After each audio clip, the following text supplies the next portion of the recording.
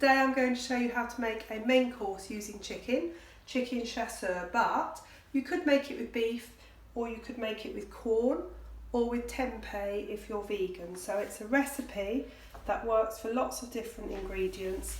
Obviously, if you're vegetarian, you don't put bacon or pancetta in it. If you want to make the recipe stretch a bit further, you could add some additional vegetables at the beginning: carrot, celery, etc. I'd just like to talk to you about chopping parsley. If you cut off the stalks and chop them very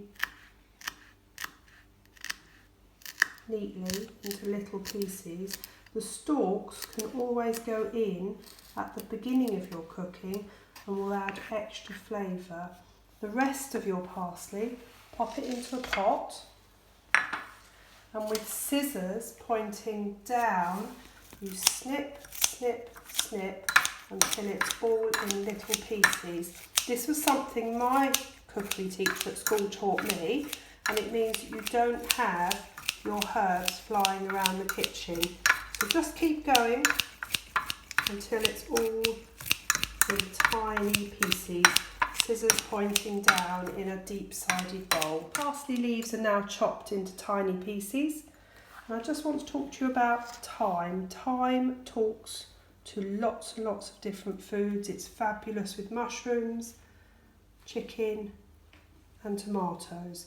This herb needs to be picked, and you run your fingers the opposite way down the stalk to pull off all the very well scented flavoured little leaves. So pull all the leaves off, which will go into our dish as an additional flavour. But then these stalks still have thyme flavour, and I put them in at the beginning of the cooking to again add flavour, and then definitely take them out before you eat them, because no one wants to eat a twig. Handling raw chicken is a danger, and once you've handled raw chicken, everything that you've touched, your knife, your chopping board, your hands, you must wash your hands very carefully without touching taps and cupboards and things like that. So, preparing chicken. This is beautiful chicken fillet, and you could either cut it in long, thin slivers or into big fat chunks. For our chicken chasseur, you can cut it into chunks, but I've cut the other bits as a reason. Remember, because this recipe serves 4, but because we are going to add some extra vegetables and things, you may very well find it can feed 4 to 6 people, depending on how hungry you feel. And that's the benefit of hiding extra vegetables inside tomato saucy casserole dishes. So there we are, I'm beginning to chunk up the chicken. I'm going to talk to you about cooking chicken. So I have a hot pan here with a little bit of oil, and I have a cube of chicken that I'm going to pop in to cook, and I have a thin strip of chicken. Chicken is flesh coloured, and as it cooks, it changes to white. And you see that's become white.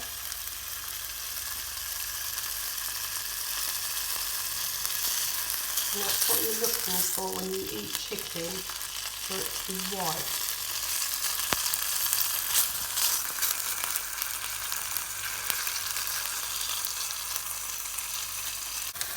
So the chicken is white on all sides, and I'm now going to lift it out of the pan. The cube of chicken and the thin strip of chicken onto a clean chopping board. When I cut into the thin strip of chicken, let's just show you again, it's white all the way through. And that shows that your chicken is cooked and safe to eat. This one's white all the way round, but it was a larger chunk by volume. Let's cut in. oh dear, this chicken is not properly cooked, it's dangerous to eat.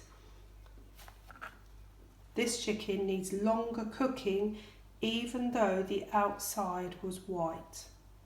Take care when you prepare chicken, please, and make sure you cook it properly. I'm going to begin the chasseur by cooking the little chopped up bits of pancetta bacon. If you haven't got these, you can use ordinary bacon that you cut into pieces with scissors.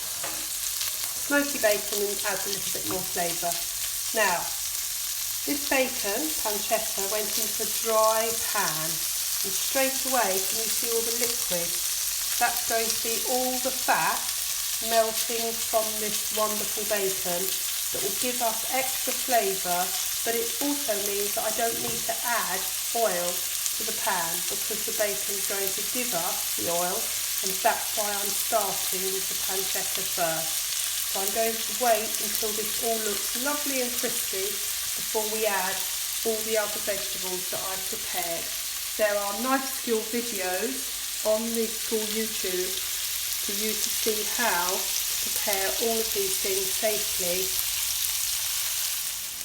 Lovely crispy pancetta bacon, and look how much oil that has produced.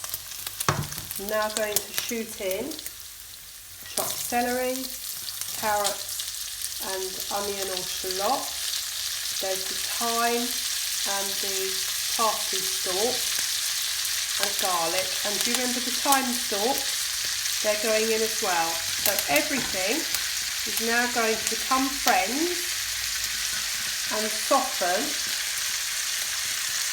in the bacon juices. It's a good idea to season at this stage because then you're adding seasoning as you layer your cooking.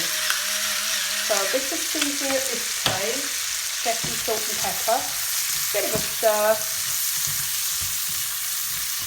and then all those base vegetables, they're not all in the recipe, but I've talked to you about how you can add flavour and increase the quantity to feed more people. So that's all now going to become friends, share each other's flavours and help to make your chasseur sensational. All the vegetables have become friends, they've shared all their flavours, and they've actually even taken on a little bit of colour, which looks absolutely beautiful. Now going to add the chopped up chicken.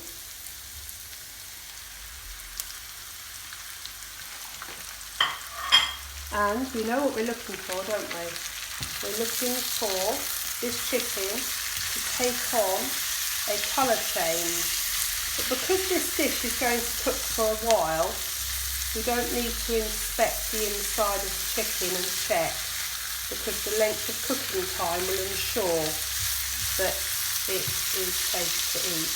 But I will now leave this chicken until all of the chunks have changed colour before we do anything else, and that's what you must do too.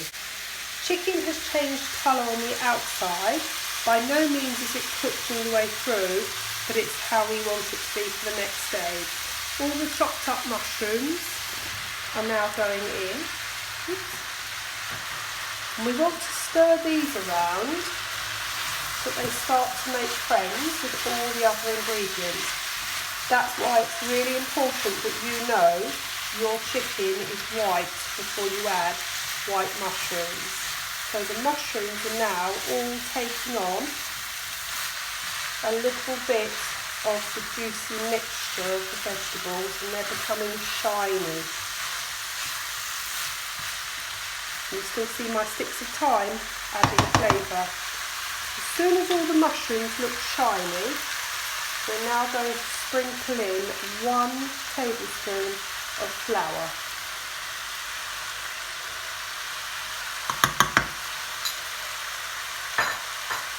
And the flour is going to disappear. It's sucking up all the juiciness of this chasseur so far. It's sticking itself to all the ingredients, and it's going to help give you a really thick, tasty sauce. That flour is a secret and it's completely disappeared. Add in a tin of chopped tomatoes. If you buy plum tomatoes, you can chop them up as they go in. They're often a little bit cheaper, and some people would say buying whole plum tomatoes means that you ensure the quality. I happen to have chopped. And now, really unusually, we're going to crumble in a beef stock cube. I haven't made a mistake, it is a chicken dish, but if you crumble in a beefy stock cube, you make the dish more meaty.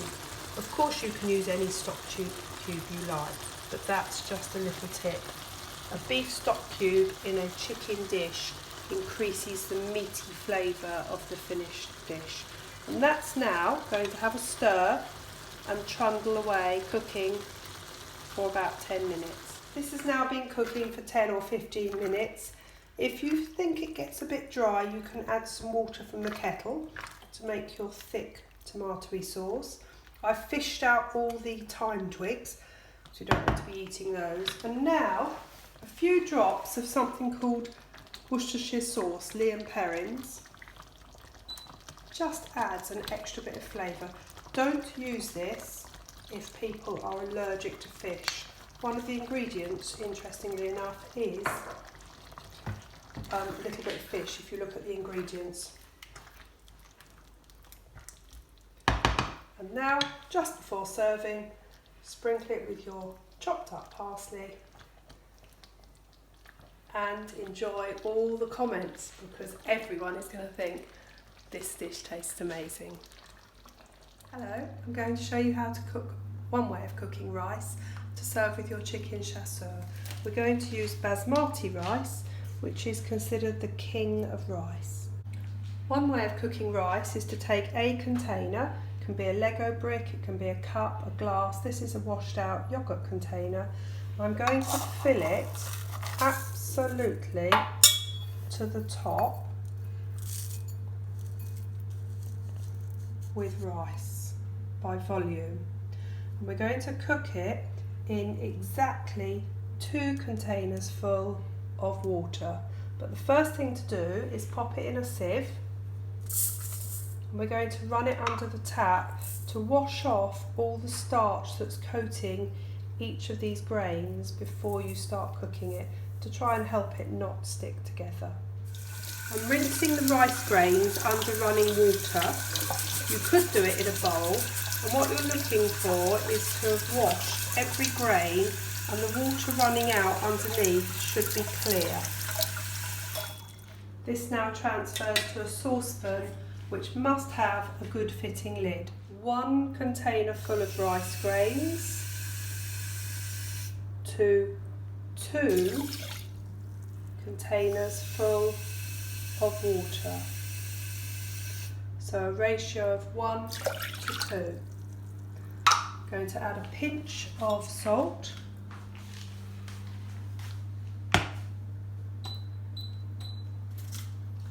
To season while it cooks.